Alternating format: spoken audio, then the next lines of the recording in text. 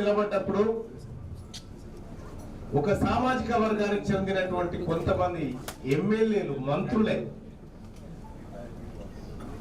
ఆయన ఎన్నికలకు మేము ఎందుకు పనిచేస్తామా ఆయన ఒక ఆయన అమెరికా పోయిండు, ఒక ఆయన ఆస్ట్రేలియా పోయిండు, ఒక ఆయన ఇటు పోయినాడు.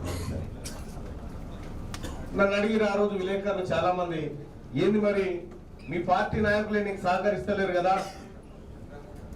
అని చెప్పానంటే, మరి ఎట్లా గెలుపెట్లా అనేటువంటి చర్చ ఇక్కడికి వచ్చిన విలేకరు సోదరులు ఎవరైతే ఉన్నారో వాళ్ళ మిత్రులే అడిగితే నేను చెప్పిన, నేను ఇండిపెండెంట్ గా పోటీ చేసిన రోజు నా చీఫ్ ఏజెంట్ ఈయనే ఉంటాడు నరసన్న, 39వ నెంబర్ నాది.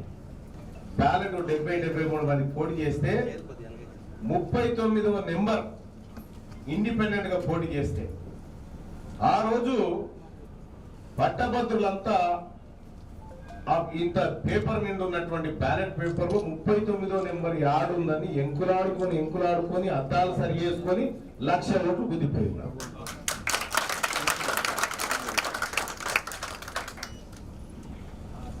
మరి ప్రజల్ని నమ్ముకొని వచ్చినప్పుడు, ప్రజాక్షేత్రంలో ఉన్నప్పుడు పార్టీల ప్రాధాన్యత తక్కువ ఉంటుంది, అది ఒప్పుకొని తీరా. నేను ఇండిపెండెంట్ గా పోటీ చేసినప్పుడు బీఆర్ఎస్ పార్టీ నాయకుడు పల్లా రాజేశ్వర రెడ్డి గారు ఉండే, మీ అందరికి తెలుసు. వందలాది కోట్ల రూపాయలు ఖర్చు పెట్టినప్పటికి కూడా కొద్ది తేడాలో ఓడిపోవడం జరిగింది. ఆ రోజు తీన్మార్ మల్లన్న ఎక్కడ కూడా కృంగిపోకుండా ప్రెస్ మీట్ లో మాట్లాడి చెప్పిన, ఈ ప్రజాస్వామ్యాన్ని చెరబట్టినటువంటి వ్యక్తులను ప్రగతి భవన్ నుంచి బయటికి గుంజుకొస్తా అని చెప్పిన అన్నట్టుగా కార్యక్రమాన్ని చేసి చూపెట్టి, ఆ తర్వాత ఎన్నికల్లో ఇండిపెండెంట్ గా పోటీ చేస్తే ఇంకా భారీ మెజార్టీతో గెలుచుకొని మొన్న అయినా కూడా కాస్ట్ సెన్సస్ చేస్తామని రాహుల్ గాంధీ గారు ఏదైతే ఈ దేశానికి హామీ ఇచ్చారో అది నేను బాగా ఇంప్రూవ్ చేసి కాంగ్రెస్ పార్టీని గెలిపించిన ఎమ్మెల్సీ ఎన్నికలు.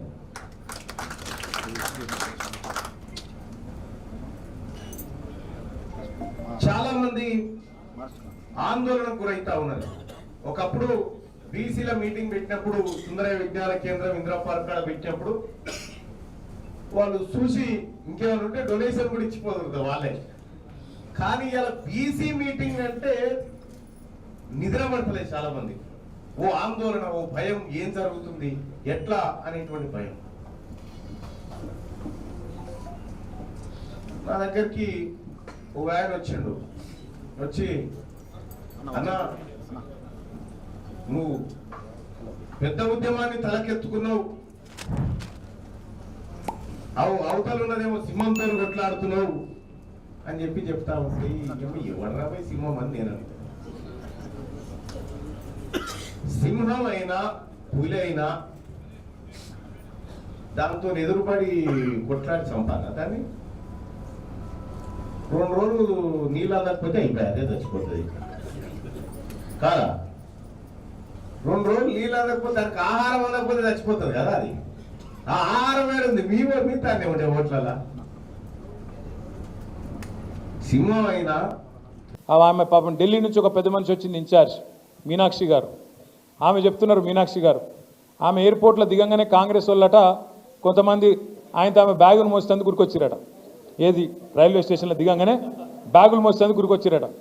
చాలా తప్పు, మీరు బ్యాగులు మోయొద్దు, బ్యాగులు మోసి మీ ఆత్మగౌరవాన్ని దెబ్బతీసుకోవద్దు అంటుంది. అమ్మ మీనాక్షి గారు మీకు ఏం చెప్పాలి మేము? నీ పక్కన కూర్చున్నాడు బ్యాగులు మోసే గాడికి వచ్చిండు.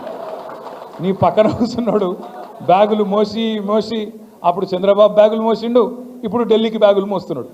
ఇక ఆయన పక్కన కూర్చోబెట్టుకొని బ్యాగులు మోయొద్దు, ఆత్మగౌరవం దెబ్బతింటుందంటే ఏం చెప్పాలి ఆ మేడంకి? కాబట్టి మీనాక్షి గారు వాస్తవాలు తెలుసుకోండి, వాస్తవ ప్రపంచంలోకి రండి అని కోరుతా ఉన్నాం. ఇక నిన్న వాళ్ళ మీటింగ్లో చెప్పరాదు ఇక మాటలు, ఆ కథలు. ఆయన చేసిన మంచి అట చెప్పుకుంటే ఒడిసిపోదట. రేవంత్ రెడ్డి గారు చేసిన మంచి ఏం చెప్పాలి ఆయనకు? ఈ 15 నెలల కాలంలో మీరందరూ వాట్సాప్లు చూస్తున్నారు, యూట్యూబ్లు చూస్తున్నారు. ఇప్పుడు ఇక్కడ వచ్చిన ఆడబిడ్డలు ఒక 200 మంది ఉన్నారు. ఏ ఒక్కల దగ్గర నీకు గొట్టం తీసుకుపోయి వాళ్ళ ముఖం కూడా పెట్టురు. ఇప్పుడు వాళ్ళు ఎట్లా మాట్లాడుతుర్రు అంటే, నేను అమ్మతోడు చెప్తున్న తెలుగు భాషల గిన్ని తిట్లుంటాయని నాకు తెలియదు. చూస్తుండ్రా అమ్మ ఏమేమి మాట్లాడుతుండ్రో రేవంత్ రెడ్డి గురించి. అరే అరే అరే ఏం తిట్లు అవి, ఏం తిట్లు. మనిషి అంటోడు ఇంకోడు రోషం ఉన్నోడైతే ఈ పాటికి కన్నా పాడుబడ్డ బాయి చూసుకొని దుంకి వస్తుండే. కానీ రేవంత్ రెడ్డి కాబట్టి బ్రహ్మాండంగా బతికేస్తున్నాడు. ఇంకా మంచి చేసినా డైలాగులు కొడుతుండు. నేనేమంటున్నా అంటే, అధికారం ఎవరికి శాశ్వతం కాదు. సరే, తెలంగాణ రాష్ట్రం కోసం కేసీఆర్ గారు 14 ఏళ్ళు కష్టపడ్డాడు, కొట్లాడిండు. తెలంగాణలోని అన్ని కులాలు, అన్ని మతాలు, అన్ని పార్టీలు అందరిని ఏకం చేసి ఢిల్లీ పెద్దల మీద ఒత్తిడి తెచ్చి ఆఖరికి సావు నోట్లో తలబెట్టి ఇస్తరా సస్తరా అని చెప్పి మెడ మీద కత్తి పెట్టి మొత్తానికి తెలంగాణ తెచ్చిన నాయకుడు మన నాయకుడు కేసీఆర్ గారు.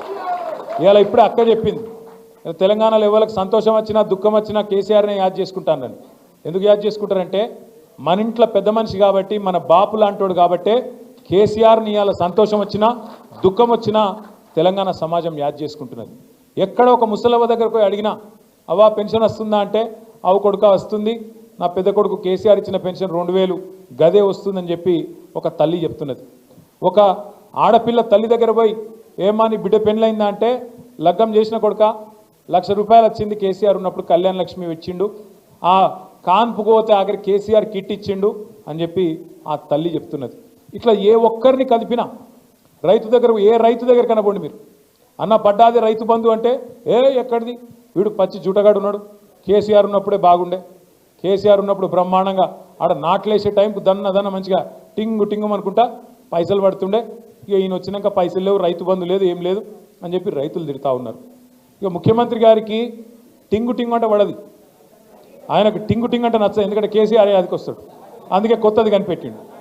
ఏమంటాడు ఇప్పుడు ఆయన, టకీ టకీ అంటాడు. మీరు పడతాయి చూడు, 26 జనవరి రాత్రి 12 బజే షురు, మీరు తెల్లారి నిద్రలేసే వరకు మీకు బ్యాంకులో నిండా పైసలు మొత్తం, అసలు ఎక్కడికక్కడ మీరు ఇట్లా తెరుసుడాల్సిన ఇట్లా పైసలు బయటకు వస్తాయని చెప్పిండు. పడ్డాయా పైసలు మరి టకీ మరి పడ్డాయా? చెల్లె మీకు 2500 పడ్డాయా అయింది మీకు? శంకర్పల్లిలోకి యాదనకి ఏమైనా ఇచ్చిండేమి? ఏమి లేవు కదా. టకీమని 2500 దిక్కులేవు. ముసలోళ్ళకు పెన్షన్లను ఆశ పెట్టిండు. ఏమన్నాడు ముసలోళ్ళకు? కేసీఆర్ ముసలోనికి ఇస్తుండు, లేకపోతే ముసలవ్వకి ఇస్తుండు, మీరు నాకు గుద్దుండ్రి, గుద్దుతే ముసలోనికి 4000, ముసలవ్వకి 4000, ఇంట్లో ఇద్దరుంటే ఇద్దరికి 4000 ఇస్తా అని చెప్పిండు. పడుతున్నాయి మరి టకీమని 4000. తెలంగాణలో 55% బీసీలు ఉన్నారని చెప్తున్నాయి మా లెక్కలు. ముఖ్యమంత్రిని బీసీని చేయమని ఉత్తరం రాయి, లేకపోతే 10 మంది మంత్రి పదవులు బీసీలకు ఇవ్వాలి, క్యాబినెట్ ఎక్స్పాన్షన్ చేయమని రాయి. మహేష్ అన్న పేరుకు నీకు బీసీసీ అధ్యక్ష పదవి ఇచ్చిండు, ఏడుందన్నా మీ బీసీ మంత్రులకి మంత్రిత్వ శాఖలు? మున్సిపాలిటీకి మంత్రులు లేరు, హోంకు మంత్రులు లేరు, విద్యకి మంత్రులు లేరు, అన్నీ ఓం నమ శివాయ తప్ప ఇంకొకటి లేదు. ఏం నడుస్తుంది రాష్ట్రంలో? ఒక చెరువులో డెక్కలు తీసేందుకు పోతే తండ్రి కొడుకు ఇద్దరు చచ్చిపోతారు. అది చూసేందుకు డాక్టరో, ఒక టెస్ట్ చేసేందుకు ఒక ఎంటమాలజిస్టో ఉండాలి. రంగారెడ్డి జిల్లాకి చెందిన ఒకరిని తీసుకొని వచ్చి జిహెచ్ఎంసీలో 5 ఏళ్లకోలే అదే ఉద్యోగంలో పెట్టిరు. డిప్యుటేషన్ మీద వచ్చినామే 5 ఏళ్లకోలే 2 డివిజన్లకోలే పనిచేస్తుంది. ఇగో ఇది ముఖ్యమంత్రి గారికి మున్సిపాలిటీ మీద ఉన్నటువంటి శ్రద్ధ. జిహెచ్ఎంసీలో ఎక్కడ చూసినా దోమల పంచాయతీ తప్పితే ఇంకొకటి లేదు. అందుకని చెప్పి ఆ ఎంటమాలజిస్ట్ మీద చర్యలు తీసుకుంటాడా తీసుకోడా అని చూస్తే కమిషనర్ 4 రోజుల నుంచి చూస్తున్నా, 2-3 కాంట్రాక్ట్ ఎంప్లాయీస్ మీద చర్య తీసుకొని 2 ప్రాణాలు పోతే మున్సిపాలిటీలో పనిచేసేటువంటి కాంట్రాక్ట్ కార్మికులు గుర్రపు డెక్కలు తీసేందుకు చెరువులకు పోతే వాళ్ళ ప్రాణాలకు విలువ లేదు. నా జిల్లా అని బాగా మాట్లాడుకునేటువంటి ముఖ్యమంత్రి సొంత జిల్లాలో ఎస్ఎల్బీసీ టన్నల్లోకి పోయినటువంటి కార్మికులు చచ్చిపోతే 8 రోజుల నుంచి ఆ టన్నల్ దగ్గరికి పోయేందుకు ఓపిక ముఖ్యమంత్రికి లేదు. ఢిల్లీకి వెళ్ళి ఏఐసీసీ ఇన్ఛార్జ్ వస్తాడు, లేకపోతే ఇలా వనపర్తికి స్కూల్కి పోతాడు, గుడికి పోతాడు, అన్నీ చేసుకొని ఆఖరికి సాయంత్రం ఏదో వాళ్ళందరిలో డెడ్ బాడీస్ ఏమో బయటకు వస్తాయని ఒక వార్తలు వస్తుంటే వాటిని చూసి ఒకటేసారి అన్నీ కంప్లీట్ చేసుకొని వచ్చేందుకు ముఖ్యమంత్రి గారు పోతూ ఉన్నారు. ఇది ముఖ్యమంత్రి గారి వ్యవహార శైలి. అసలు ముఖ్యమంత్రి గారికి ఏమైనా అడ్మినిస్ట్రేషన్ మీద పట్టుందా? ప్రభుత్వం మీద పట్టుందా? నీ వెనకాల ఏం జరుగుతుందో నీకు ఏమైనా తెలుసా? నీ పక్కన ఉన్న కుర్చీలు గుంజేందుకు ఎట్లా ప్రయత్నాలు చేస్తున్నారు అనేది నువ్వు ఢిల్లీలో బాధపడుతున్నావు తప్ప నీ ప్రభుత్వాన్ని నువ్వు కంట్రోల్ చేసుకునేటువంటి శక్తి నీకు లేదనేది చాలా స్పష్టంగా ఇక ఈ మధ్యలో అర్థమవుతా ఉంది. మహేష్ కుమార్ గౌడ్ గారు మీరు కూడా బీజేపీ మీద మాట్లాడుతున్నారు, మా మీద మాట్లాడు మానేసి. మీరు చేయాల్సిన పని ఏంటంటే కాంగ్రెస్ ప్రభుత్వంలో ఇంకా 6 మంత్రి పదవులు ఖాళీగా ఉన్నాయి. ఒక్క బీసీకి మంత్రి పదవికి అర్హత లేదా? కాంగ్రెస్లో 6 మంత్రి పదవుల్ని ఫిలప్ చేసుకోవడానికి 14 నెలలుగా దాదాపు 30 సార్లు ఢిల్లీకి వస్తే కూడా అనుమతి వస్తలేదు. మీరు వచ్చి బీజేపీ గురించి, భారతీయ జనతా పార్టీ గురించి, నరేంద్ర మోడీ గారి గురించి మాట్లాడతారు.